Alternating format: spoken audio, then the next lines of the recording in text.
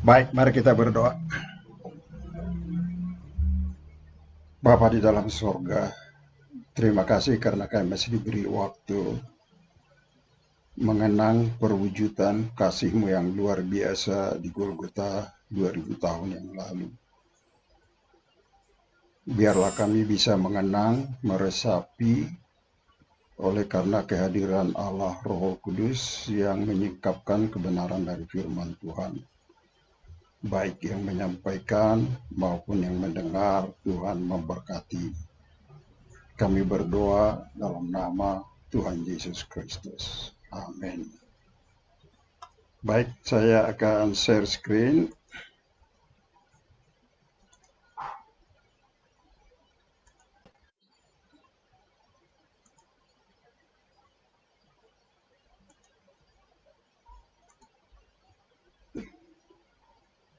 Tema kita pada pagi ini adalah lebih dalam menyimak peristiwa Golgota.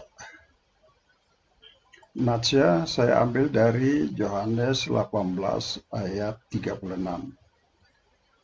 Mulai dari 36. Jawab Yesus, kerajaanku bukanlah dari dunia ini.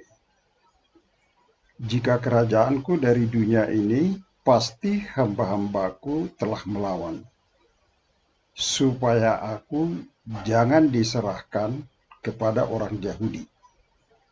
Akan tetapi, kerajaanku bukan dari sini. Ayat 37, maka kata Pilatus kepadanya, jadi engkau adalah raja? Jawab Yesus, engkau mengatakan bahwa aku adalah raja. Untuk itulah aku lahir dan untuk itulah aku datang ke dalam dunia ini, supaya aku memberi kesaksian tentang kebenaran. Setiap orang yang berasal dari kebenaran mendengarkan suaraku. Kata Pilatus kepadanya, apakah kebenaran itu? Sesudah mengatakan demikian, keluarlah Pilatus lagi mendapatkan orang-orang Yahudi dan berkata kepada mereka, aku tidak mendapati kesalahan apapun padanya. Demikian firman Tuhan.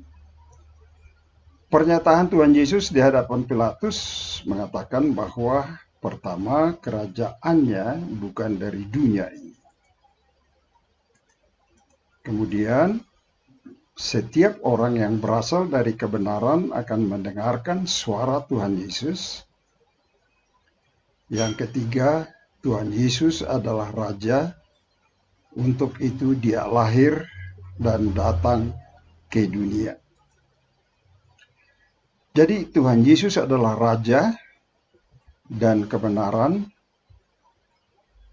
bukan juga dia datang dari dunia.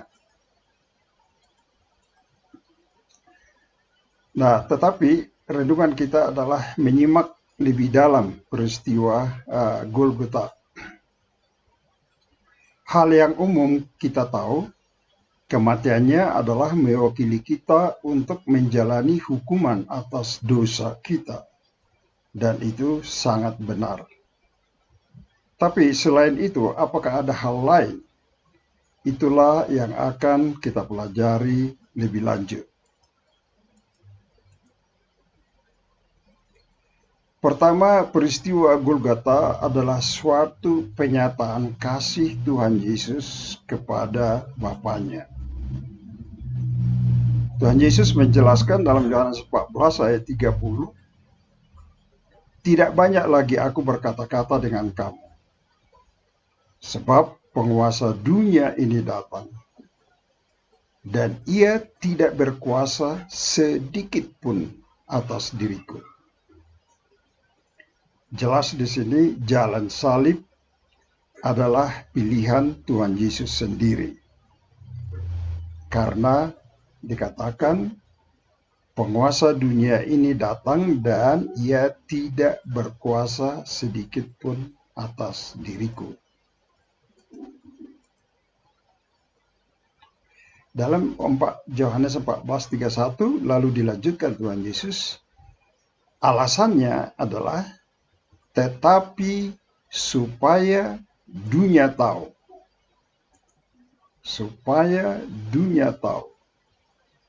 bahwa aku mengasihi Bapa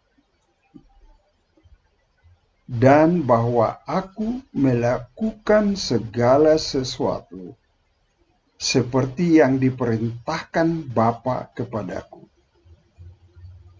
Jadi alasan yang paling mendalam tentang kesediaan Tuhan Yesus disalibkan adalah dikatakan Tuhan Yesus karena aku mengasihi Bapa dan bahwa aku melakukan segala sesuatu seperti yang diperintahkan Bapa kepadaku. Itulah alasannya yang kita lihat di sini mengapa peristiwa salib itu harus berjalan. Nah, saya akan elaborasi sedikit. Pengorbanan Tuhan Yesus memang adalah karena kasih-Nya kepada saudara dan saya. Tapi lebih dalam dari itu adalah alasan lain. Karena Kristus mengasihi Bapa. Tuhan Yesus berkata, aku mengasihi Bapa. Dari hal ini terungkap kesatuan Allah Tritunggal pada intinya adalah kasih di antara ketiga pribadi Allah yang esa itu. Saya ulangi sekali lagi, ya. Jadi dari hal ini terungkap kesatuan Allah Tritunggal pada intinya adalah kasih di antara ketiga pribadi Allah yang esa itu. Esa dalam arti kesatuan, dan kesatuan itu diikat, dijalin, diwarnai oleh kasih. Suatu wujud kasih yang sempurna yang hanya terjadi karena ada tiga pribadi di dalam Allah yang esa itu. Jadi dapat mewujudkan kasih itu secara nyata. Kalau Allah bukan Tritunggal, maka wujud kasih tidak akan mungkin nyata. Karena itu pada agama saudara tetangga kita, mereka hanya menyebut Allah itu Maha Besar. Tapi tidak bisa menyebut Allah Maha Kasih. Dan inilah pelajaran yang pertama yang kita simak lebih dalam tentang peristiwa Golgota itu. Kasih kepada Bapa adalah dasar mengapa Tuhan Yesus dalam kemanusiaannya rela menjalani penderitaan yang begitu berat. Kemanusiaan Tuhan Yesus adalah sama seperti kita. Jadi sama tatkala kita ditolak, dicela, dihina, dianiaya, dilukai, disiksa, dia benar-benar merasakannya. Tapi dia rela menjalani itu oleh karena kasih-Nya, terutama kepada Sang Bapa. Dalam Matius 27 ayat 34, kita membaca, sebetulnya untuk meringankan sedikit setiap orang yang dihukum sebagai penyalipan, biasanya diberikan anggur bercampur empedu. Itu semacam obat bius supaya menghilangkan sedikit rasa sakit. Tetapi kita membaca dalam Matius 27:34, Tuhan Yesus diberi anggur bercampur empedu, mengecap tapi tidak mau meminum.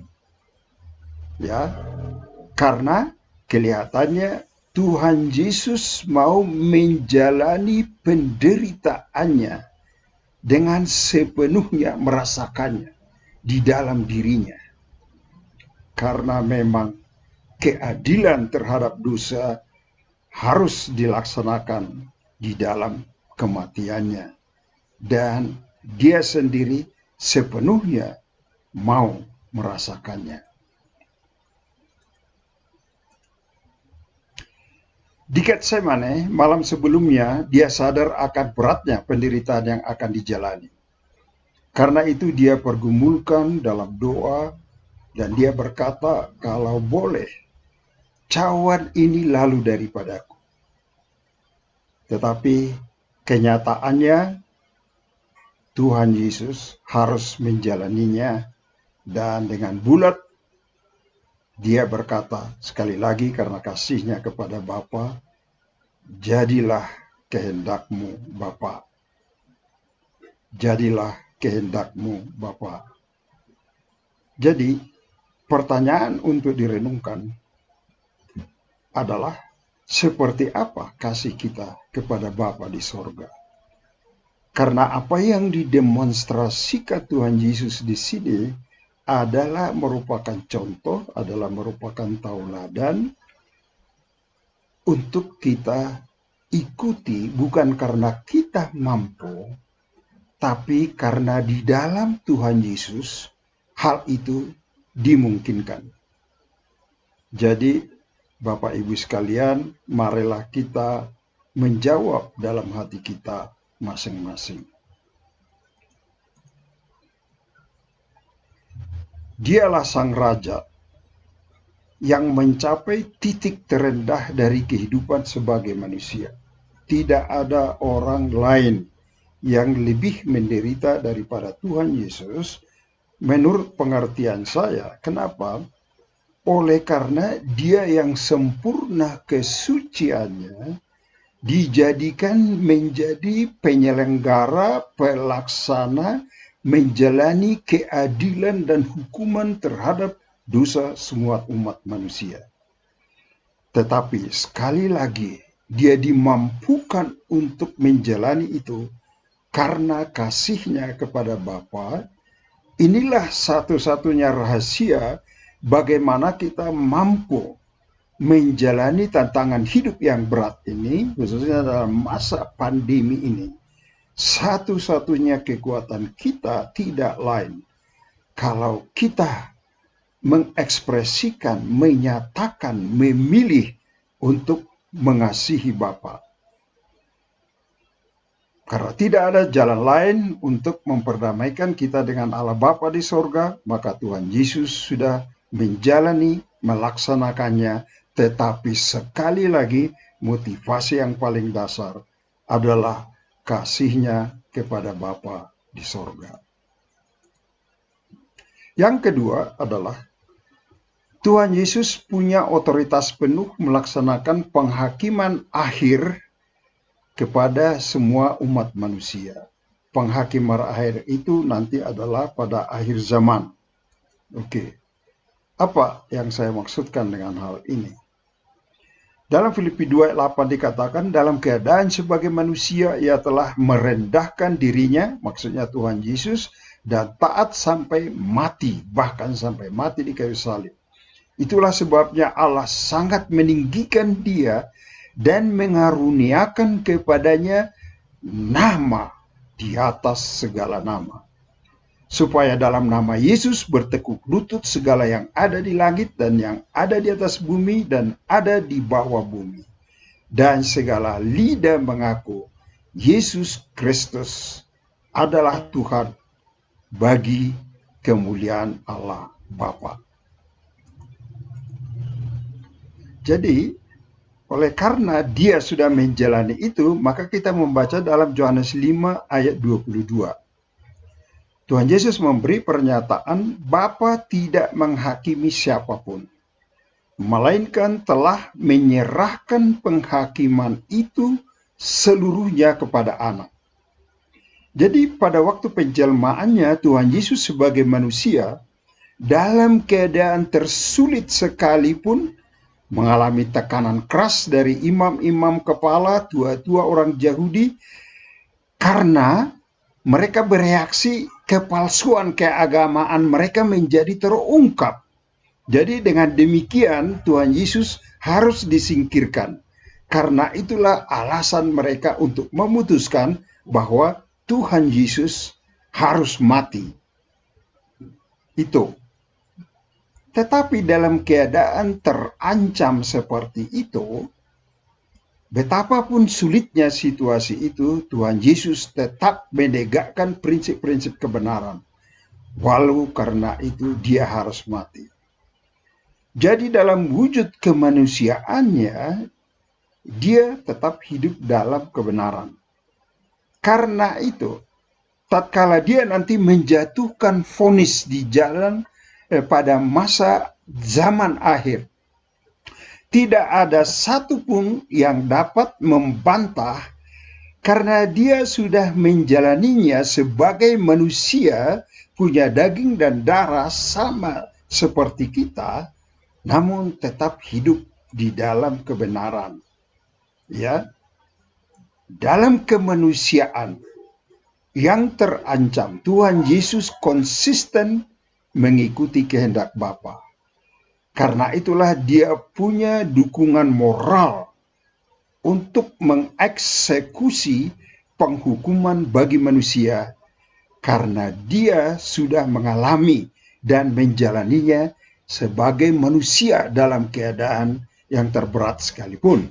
Karena itulah statement ini tadi mengatakan bahwa Bapa telah menyerahkan penghakiman itu seluruhnya kepada anak. Inilah hal yang kedua di balik peristiwa Golgota yang kita pelajari pada hari ini. Nah, apakah artinya bagi kita semua? Pengertian bahwa kasihnya kepada Bapa dan kesediaan merendahkan dirinya sampai mati di kayu salib adalah suatu pola yang harus kita teladani dalam hidup ini di dalam penyerahan kepada Bapa dan bersandar sepenuhnya kepada kasih-Nya. Karena hanya hal ini dimungkinkan di dalam konteks itu. Sekali lagi, hanya hal ini dimungkinkan di dalam konteks itu.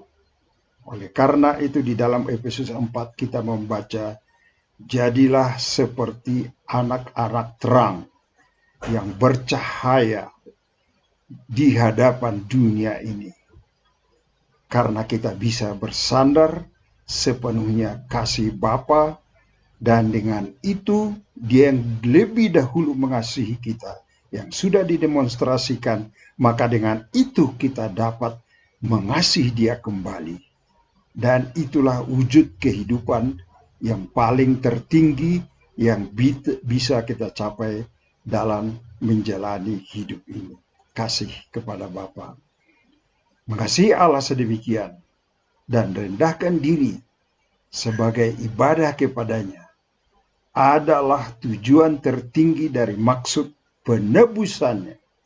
Sekali lagi, mengasihi Allah sedemikian, merendahkan diri adalah sebagai ibadah kepadanya dan merupakan tujuan dan maksud penebusannya yang tertinggi semasa kita hidup di bumi ini dan tatkala kita menjalaninya.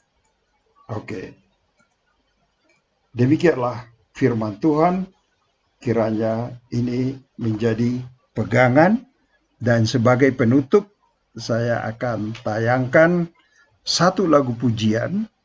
Mari kita renungkan, yaitu dari PP XPP GKPI, Kasih yang Agung.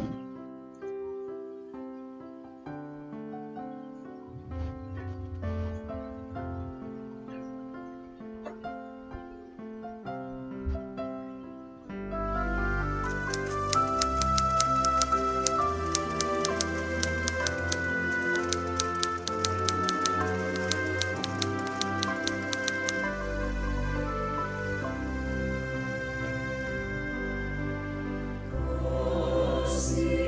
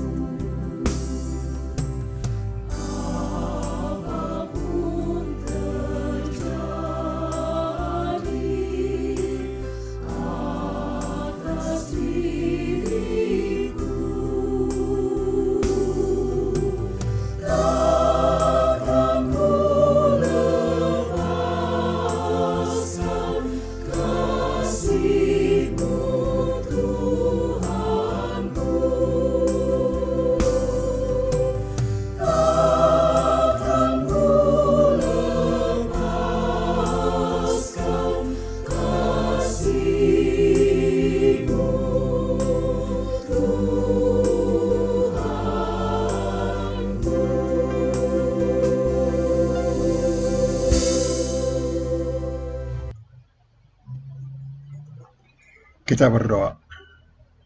Bapa dalam sorga, terima kasih untuk pujian yang indah. Mampukan kami untuk tidak melupakan kasih-Mu, untuk tidak melepaskan kasih yang agung, yang menjadi sandaran, menjadi pegangan dalam kami meneruskan hidup yang masih Tuhan izinkan.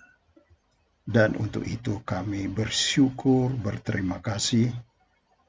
Segala pujian, segala hormat, segala kemuliaan bagi Sang Bapa, Sang Anak, dan Allah Roh Kudus, ketiga yang esa. Amin.